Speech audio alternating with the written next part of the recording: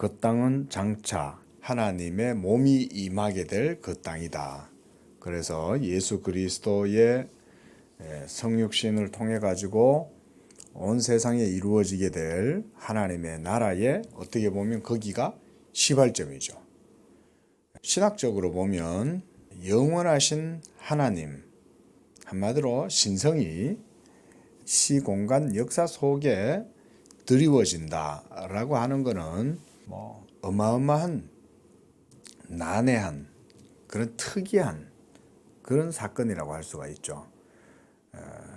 그래서 신학자들조차도 이런 사상을 이해를 못해 가지고 한편으로는 초월주의로 한편으로는 내재주의로 이렇게 또 철학에서는 이 사상을 이해하기가 어려우니까 한편으로는 이실론으로 한편으로는 또 범신론 이렇게 나뉘어지는 거죠.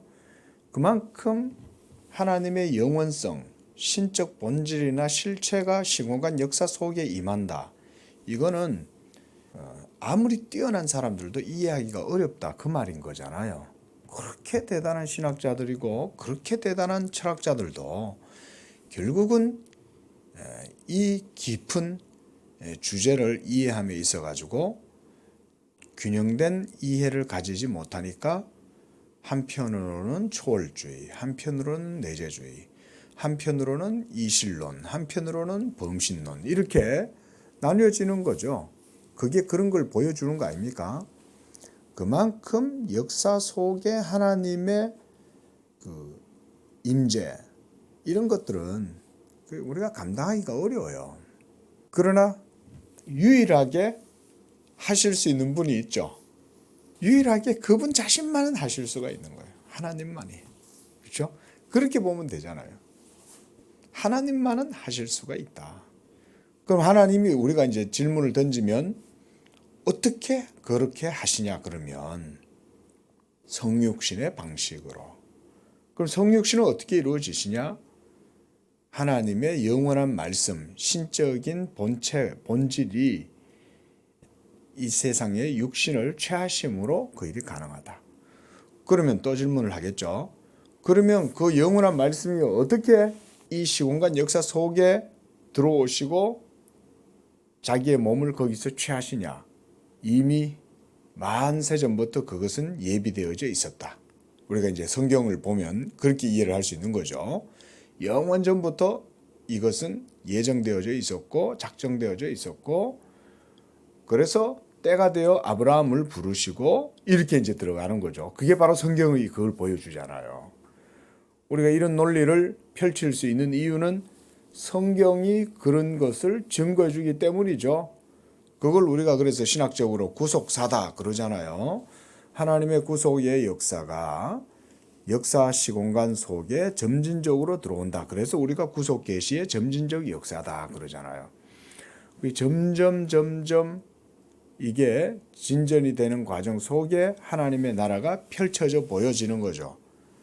이렇게 해서 결국은 아브라함 때에서 이제 모세의 시대가 되고 모세의 시대에서 이제 가나안 땅을 들어가게 되는 그 과정까지 40년이 지금 거의 다 된 거예요. 그렇죠? 그래서 하나님께서 이 가나안 땅에 이제 들어가게 될 때 그때 돼서야 가나안 땅에 대해서 알려주죠. 그리고 그 40년의 과정도 어떻게 보면 또 작게 그 단위를 나누어서 거기만 또 보면 그 속에도 또 점진적인 진전 과정이 있어요. 그렇죠? 그 과정에서 큰 변화 가운데 하나가 모세는 아론은 못 들어가는 거예요.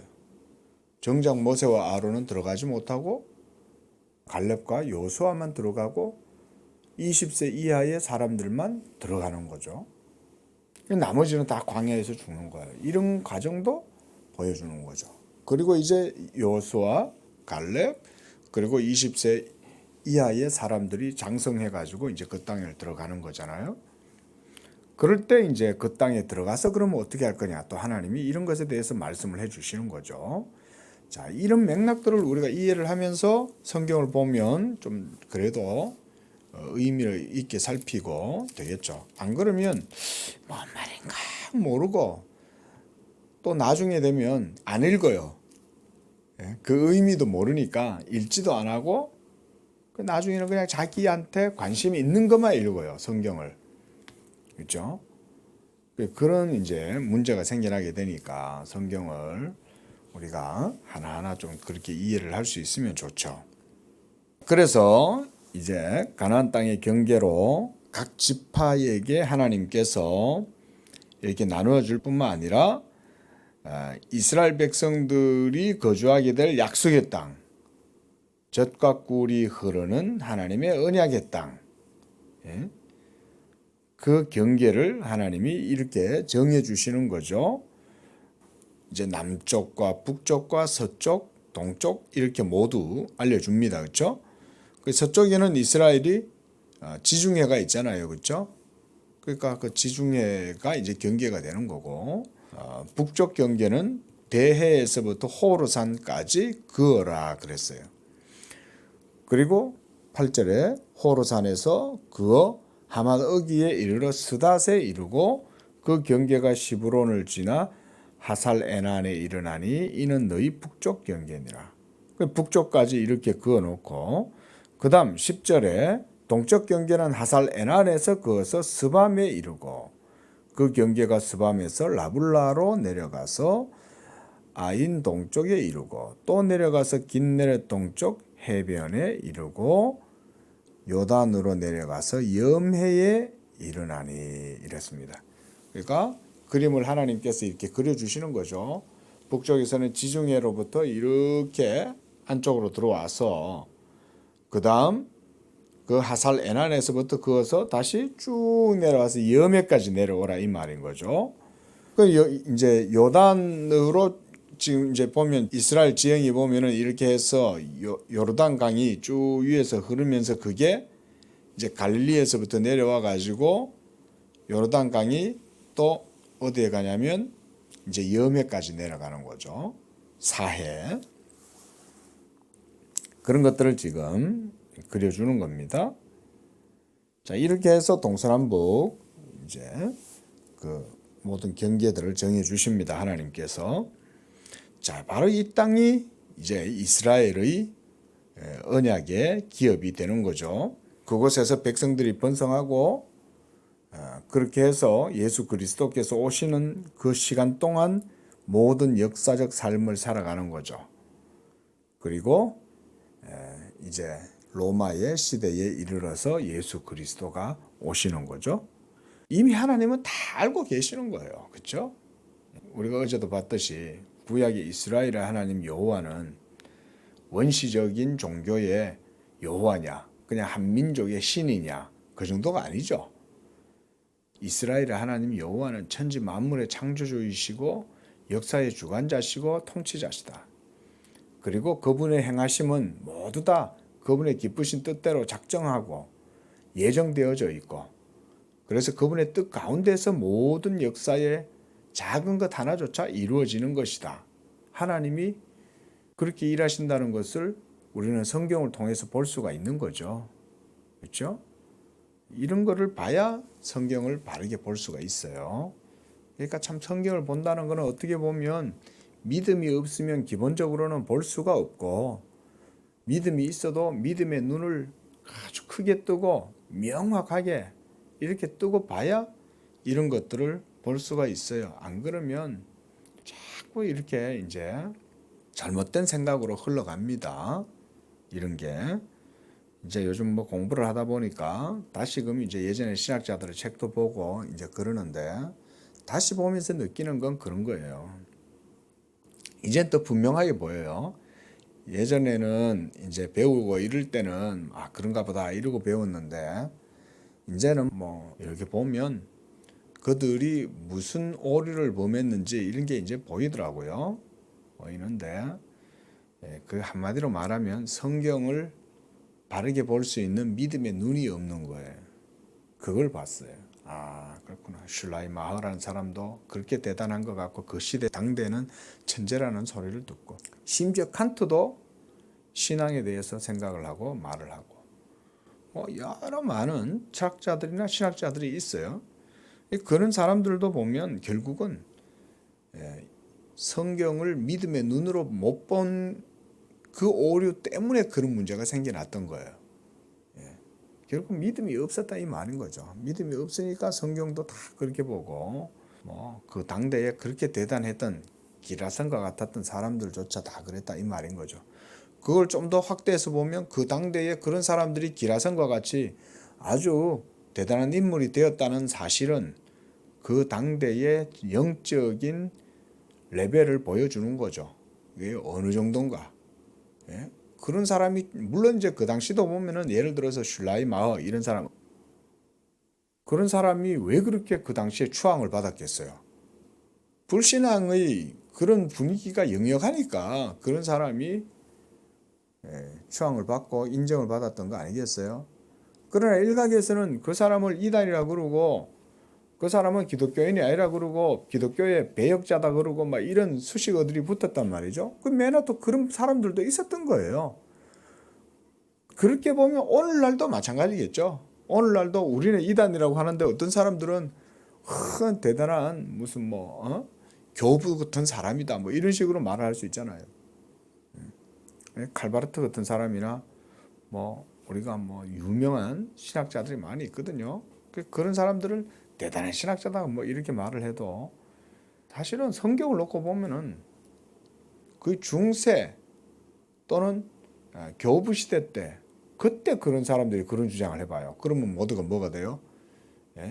사벨리우스 이단, 펠라기우스 이단, 아리우스 이단 다 이렇게 되는 거 아니에요? 그런 사람들이 메나 칼바르투고 에밀 브루노고 몰트만이고 이런 사람들인 거죠. 하르낙이다 이런 다 이단들이에요. 그래 따지면 슐라이마우도 이다이고 성경의 사상을 가지고 성경을 봐야 된다. 그렇지 않으면 믿음으로 보지 않으면 다 이성하고 비슷하게 보이니까 이성의 논리나 가치로 판단을 하면 다 서로 인정해 줄 수 있고 받아들여질 수 있고 이렇게 되는 거죠. 하지만 성경의 가치관은 하나님 나라의 사상이고 하나님 나라의 가치관으로 보면 하나님 중심적으로 볼 것이고 하나님 중심적으로 보면 그런 것들은 믿음의 눈으로는 다 이단이 되는 거죠. 자, 가나안 땅이 그와 같이 믿음으로 들어갈 수 있는 곳이죠. 가나안 땅도.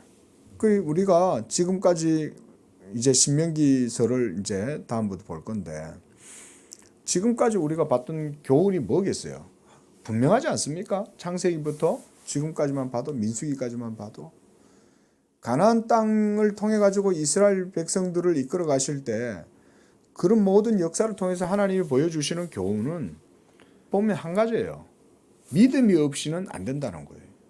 믿음이 없이는 가나안 땅에 들어갈 수 없어. 심지어 모세조차도 못 들어가잖아요. 그런 거는 하나님이 의도적으로 보여주셨다 이렇게까지 볼 수 있어요. 왜? 모세는 특권을 가졌잖아요. 그 사람들이 그걸 오해할 수 있잖아. 모세 정도 되면 가나안 땅에 들어가야지 라고 우리 사람들은 능히 그렇게 생각하죠.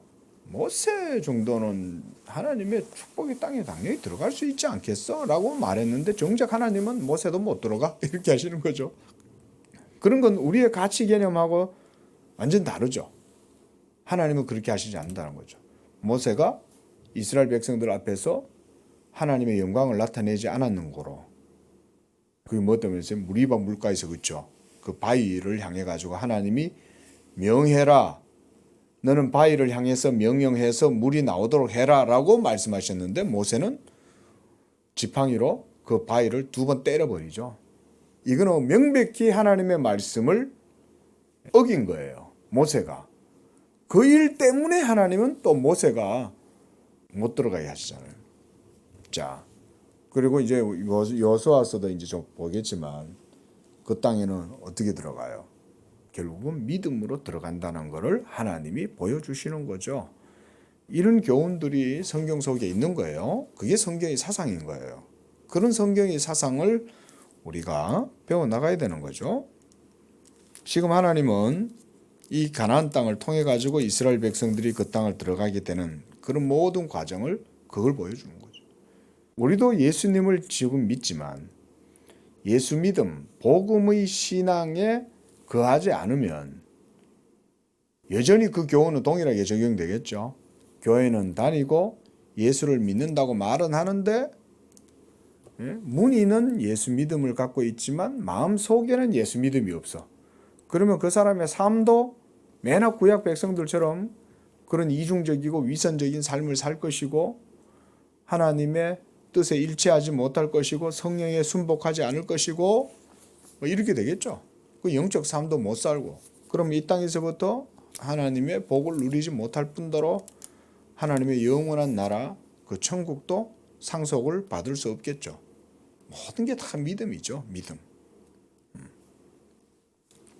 자, 이렇게 해서 16절에서부터 29절까지는 이제 그 당시에 각 지파의 지휘관들을 이렇게 세웁니다.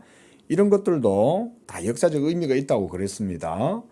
그 당시에 실존했던 인물들의 이름을 거명함으로써 이 하나님 나라의 역사성이 실제로 이런 사람들을 통해 가지고 생활과 삶 속에서 이루어졌다는 걸 보여주는 거죠.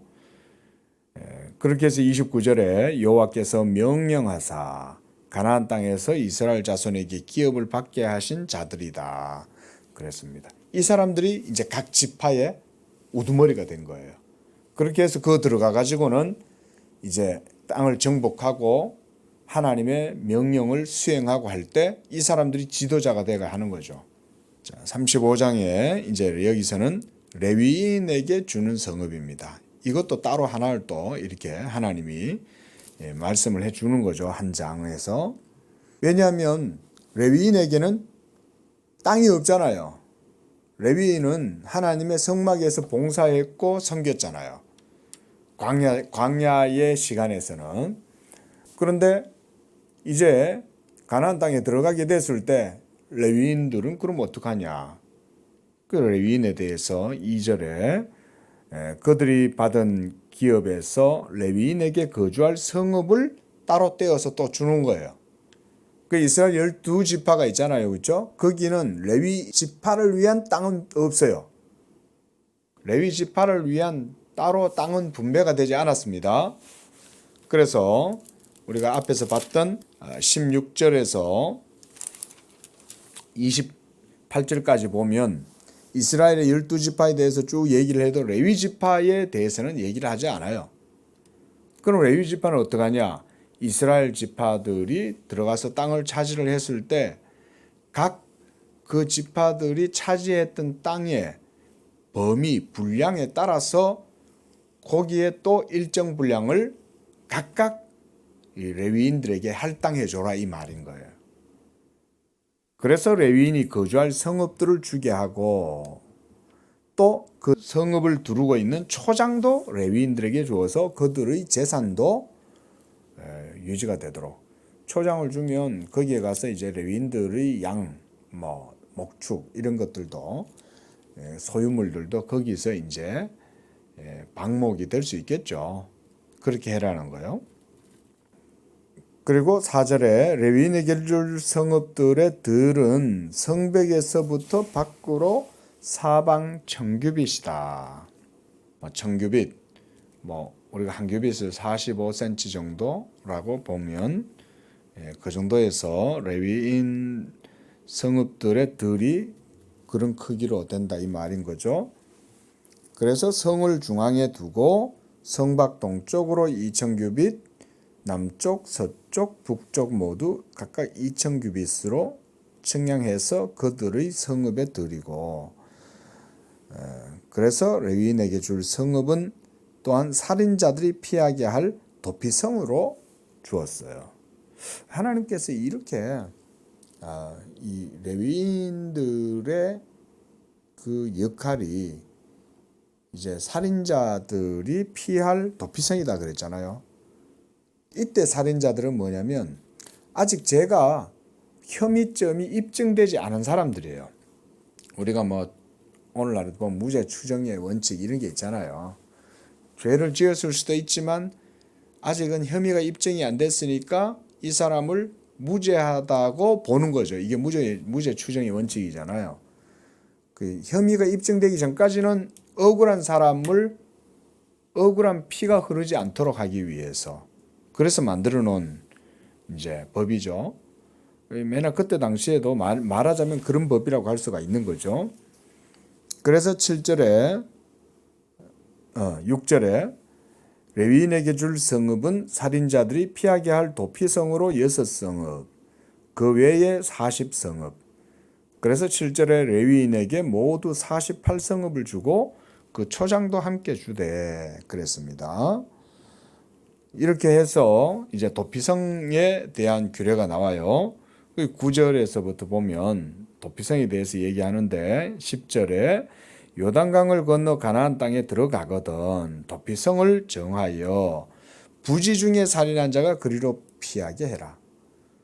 부지 중에 그런 거예요. 이게 뭐 의도한 계획 살인도 아니고 누구를 미워해서 그런 게 아니라 그건 모르고 한 거예요. 이게 실수로. 오늘날 뭐 하면 우리나라에서는 예를 들어서 이런 경우는 뭐예요? 그 무슨 죄라 그래요? 왜? 이 의도도 한 게 아니고 이제 뭐라 그래야 되나? 그게 무슨 법이지? 뭐 하여간 이 사람은 그래 따지면 의도가 없잖아요. 그러니까 본인도 어떻게 보면 억울하죠. 내가 의도한 것도 아닌데 그 사람이 그렇게 됐어. 그러면 이럴 경우 그 사람이 억울하게 죽게 되는 거죠. 왜냐면 살인을 했지만 살인한 사람은 동일하게 그 사람도 사형을 통해 가지고 죽은 자의 피를 그렇게 억울함을 풀어줘야 되는 거잖아요. 그 사람의 그것도 이런 식으로 하나님께서 열어두시는 거죠. 하지만 이런 사람은 안 돼. 16절에 철연장으로 사람을 죽인다. 또 돌을 들고 죽였다. 나무 연장을 들었다. 이런 사람들은 이게 폭행을 통해 이거 뭐예요? 특수살인이라 그럽니까? 그러니까 철연장, 돌, 나무 이런 걸 벌써 들었다는 얘기는 살인이 이제 고의적이라는 게 보이는 거죠. 죽을 수도 있잖아요. 나무를 벌써 큰 나무 막대기 쇠를 갖다 들었다는 말은 죽을 수도 있는데 그걸 생각을 안 했다. 이 말은 벌써 거기에 죄가 있는 거죠. 그래서 21절에 아기를 가지고 손으로 쳐 죽이면 그 친자는 반드시 죽일지니 이는 살인하였다. 그런데 이거는 어떻게 해야 돼요? 증거가 되고 혐의가 입증이 돼야 되는 거죠. 그래서 25절에 피를 보복하는 자의 손에서 살인자를 건져내어 그가 피하였던 도피성으로 돌려보낼 것이니라. 자, 그러면 의도적으로 한 거 아닌데 무의식 중에 모르고 사람이 죽게 되었는데 그러나 그 가족들이나 주변의 사람들은 이 사람을 죽이려고 그러겠죠. 네가 죽였다 이럴 거 아니에요. 그때 이제 이 도피성이 그 역할을 하는 거죠. 막아주고. 그래서 31절에 고의로 살인죄를 범한 살인자는 생명의 속전을 받지 말고 반드시 죽이라. 이 사람은 고의로 살인을 한 거죠. 그러니까 생명의 속전 자체가 먹혀둘 수가 없어요. 왜냐하면 생명은 그 어떤 것을 죽어도 살 수가 없으니까. 그러니까 생명의 속전을 받을 수가 없는 거예요. 이 사람한테는. 그래서 33절에 너희는 너희가 거주하는 땅을 더럽히지 말라. 이게 바로 하나님의 뜻이에요. 가나안 땅에서 살인하지 말라는 거죠. 억울한 피를 흘리지 말라는 거죠. 그 땅에. 그래서 그 땅을 더럽히지 말라는 거죠. 왜냐하면 그 땅은 하나님의 거룩한 몸이 임할 하나님의 나라가 이루어지게 될 거룩한 땅이잖아요. 이렇게 하나님이 그 땅을 지금 구별해 놓으신 거예요. 그러니까 그렇게 하나님의 뜻이 있는 땅이니까 그 땅에서 살인하지 말아야 하고 살인하지 말라는 말은 또한 사랑해야 된다 이 말인 거고 바로 그런 게 그 땅에 합당한 윤리적 가치 기준이고 도덕적 기준이고 이런 거죠. 그런 것을 이렇게 하나님께서 규례들을 정해 놓으심으로써 보여주시는 거죠. 그리고 36절에서는 이제 요셉의 자손 종족 중에 므낫세 손자 마길의 아들 길랏 자손 그 가운데 이제 어떤 일이 있었냐면 2절을 보니까 이제 슬로보아스의 기업을 그의 딸들에게 주게 하셨은즉 그랬습니다. 그래서 이 슬로보아스의 딸들이 기업을 받은 거예요. 딸들이 기업을 받은 거예요. 이렇게 해서 하나님의 언약의 땅이 그 지파에서 계속해서 유지가 되도록 하는 게 중요했던 거죠. 그러니까 딸들도 기업을 받았던 거예요. 이게 이 놀라운 일이죠. 그 시대에, 그 고대의 세계는 여자를 소유물처럼 취급하던 그런 시대 아닙니까? 그런 시대였는데 이스라엘 안에는 그렇지 않았다는 걸 알 수 있죠. 그러니까 이런 것에서 우리가 오늘날 페미니스트들이 성경을 함부로 비난을 하고 그렇게 하는데 그건 성경을 모르니까 그러는 거죠. 성경을 바르게 들여다보면 그런 의도로 여자들을 계수하지 않았다든가 그런 게 아닌 거예요. 하나님의 언약의 가치관과 기준을 따라가지고 하나님이 그런 일들을 행하셨다는 걸 알 수가 있죠.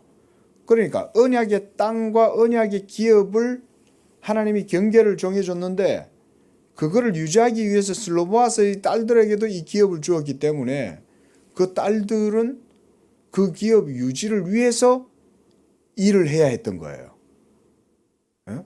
그러니까 아버지가 나한테 이만큼 창속해 줬는데 나 이거 가지고 시집 가면 그 땅 내 거야. 그러면 그 여인이 시집을 가면 예를 들어서 단지파에게 시집을 갔어. 그러면 그 땅은 단지파의 것이 돼야 되는 거예요. 그러니까 여기에서 우리가 뭘 볼 수 있어야 되냐. 하나님의 그 언약의 땅에 대한 하나님의 기준, 하나님의 뜻 이런 걸 생각해야 된다는 거죠. 거기에 있어서는 남자도 여자도 분별이 없어요. 이렇게 하나님이 바로 모든 것을 그런 의도로 하셨다. 이렇게 보면 문제가 없는 거잖아요. 그렇게 보면 뭐 성경이 남녀를 평등하게 하지 않는다. 그런 의도가 아니죠. 나중에 우리가 다 천국에 가면 하나님 나라가 이루어지면 거기에는 남자 여자도 없어요. 시집가고 장가가고도 없고. 그 말은 우리 예수 믿는 모든 사람들은 다 남자든 여자든 예수 믿는 사람들은 모두가 동등하게 하나님의 나라를 상속받는 거예요. 그러니까 기독교는 페미니스트들이 생각하는 것처럼 그렇지 않죠. 자, 이런 의미로 슬로보아스의 딸들에게 주어지는데 그래서 이 슬로보아스의 딸들은 시집을 다른 지파로 못 가도록 해놓으신 거예요. 그것 때문에. 그래서 10절에 슬로보아스의 딸들이 여호와께서 모세에게 명령하신 대로 행하였다 그랬습니다. 그래서 12절에 그들의 종족 지파에 그들의 기업이 남아 있었더라. 이런 게 중요하잖아요.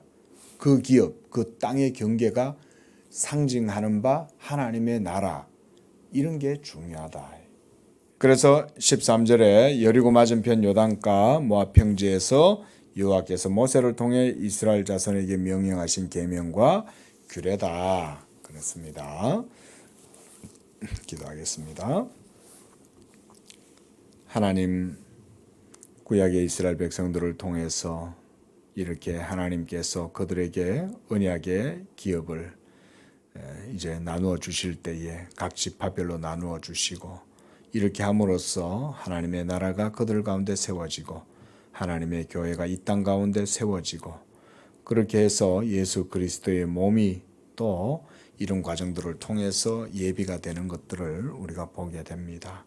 이제는 예수 그리스도를 통해서 이루어진 하나님의 나라와 또 그 하나님 나라의 유업이 신약의 예수 믿는 성도들을 통해서 이제 이루어지는 것을 또한 우리가 보게 됩니다.